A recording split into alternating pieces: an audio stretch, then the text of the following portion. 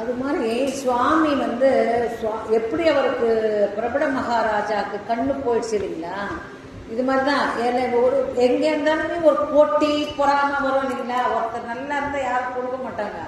அதனால போட்டியே அவர் நல்ல பாட்டை தொட்டு இவர் அரசவை போல வர வச்சிருக்கிறாரு. அதனால ஒரு மாந்திரிகள்லாம் நல்லவங்களுக்கு அந்த போட்டி பொறாமலாம் வராது.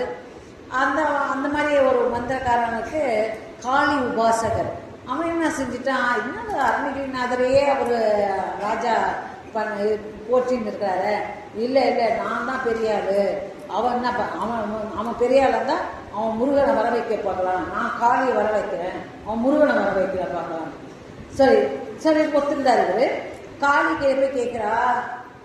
காளி கையில் போயிட்டு அந்த காளி உபாசகன், அம்மா நான் வந்து போட்டி வச்சிருக்கிறேன், நீ வந்து ராஜா முன்னையில நான் பாடுறேன், நீ வந்து இது காட்சி கொடு, அப்போதான் அவன் வந்து முருகனை வந்து வரலைனாக்கா அவன் தோல்வி அடைஞ்சிருவான், நான் வின் பண்ணிடுவேன் சொல்கிறார்.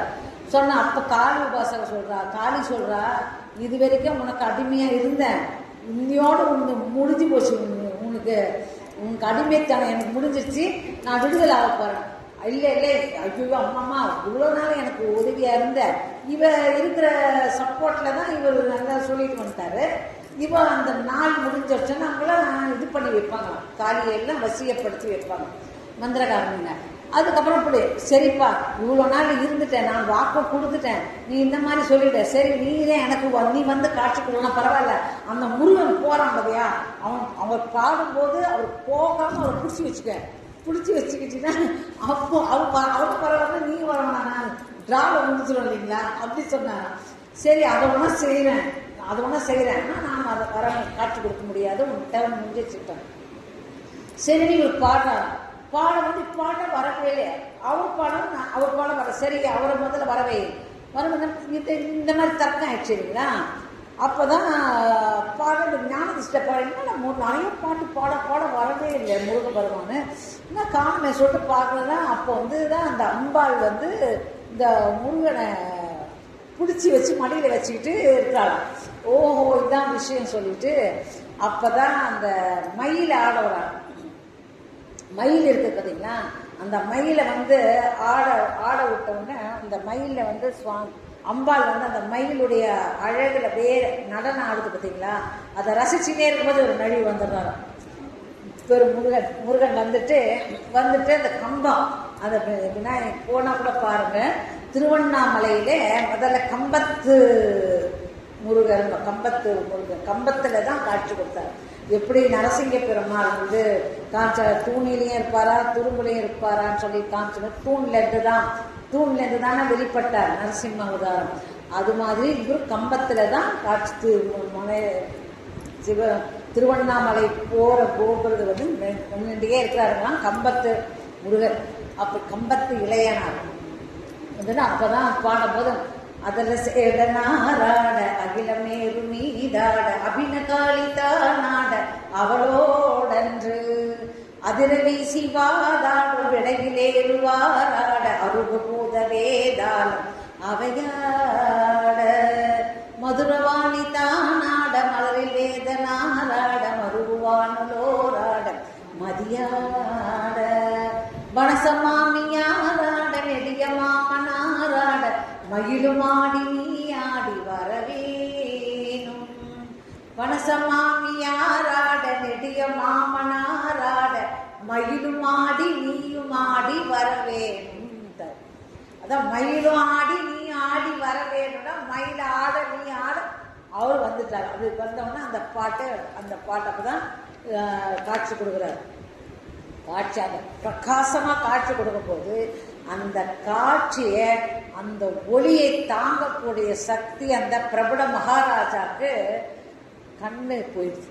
அந்த ஒளி அவ்வளோ ஒரு ஒளியா அவருடைய ஒளியை தாங்க முடியாமல் அந்த கண்ணு போயிடுச்சு. கண்ணு போயிட்டவங்க தான் அப்போ இவர் இது பின் வெற்றி பெற்றுட்டாரு. இருந்தாலும் அவர் கண்ணு போயிட்டவொன்னே அது ஒரு கஷ்டம் தானே. அதனால சரி இதுக்கு என்ன தீர்வுனா அந்த பாரிஜாதம் மலர் வந்து அங்கே இருக்கும், அந்த மலரை எடுத்துகிட்டு வந்து கண்ணில் போட்டால் சரியாயிடும். அதுவும் அந்த மந்திரக்காரன் தான் சொல்கிறான். அதுக்கப்புறம் தான் கூடு விட்டு கூடு பாயிற இதில் இவர் உடம்ப அப்படியே கடத்திட்டு இவர் கிளி ரூபாய் எடுத்து போறாரு.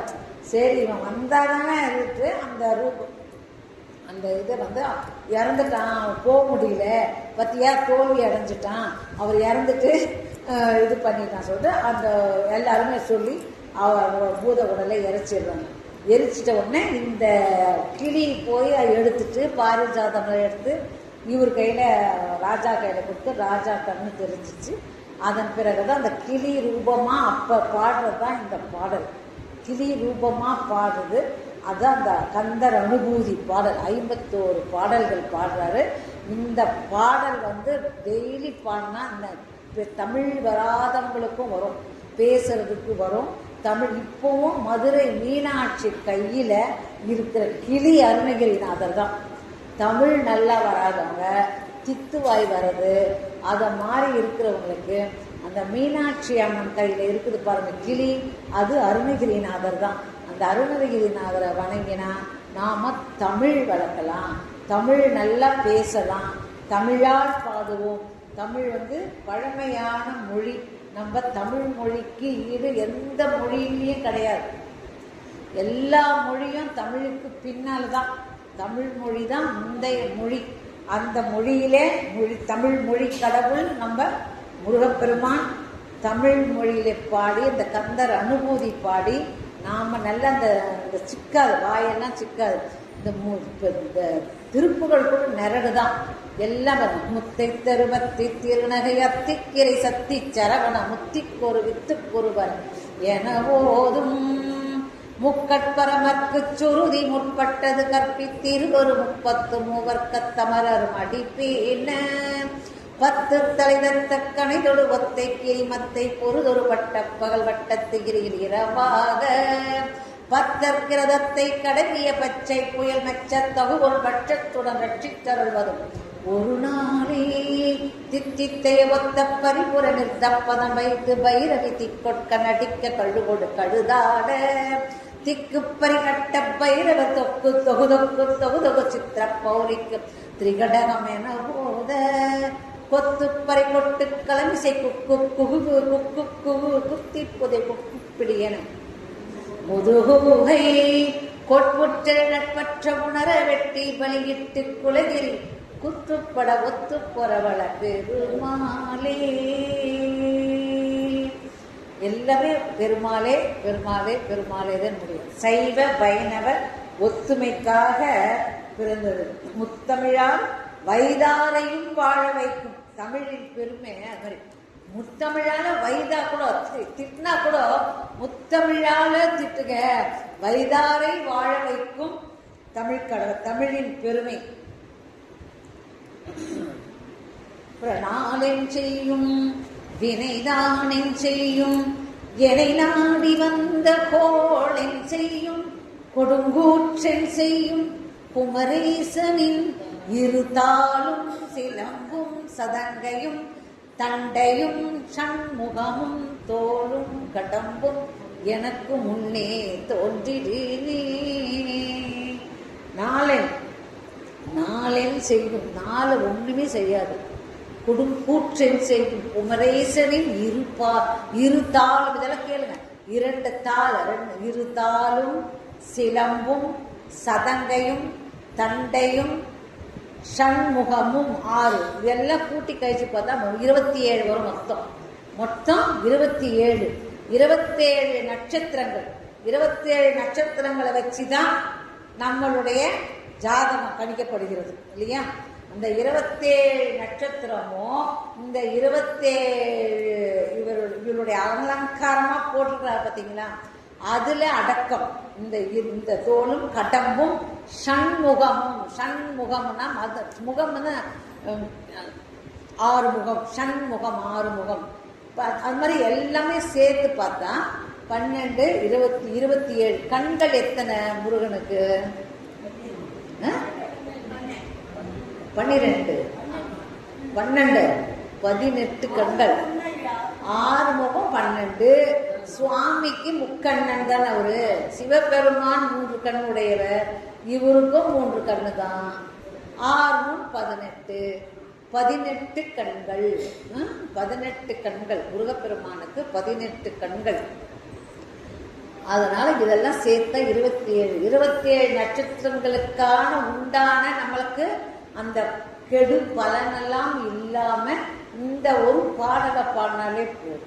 இந்த ஒரு பாடலை பாடினா அந்த 4 கோளும் நம்மள ஒண்ணுமே செய்யாது.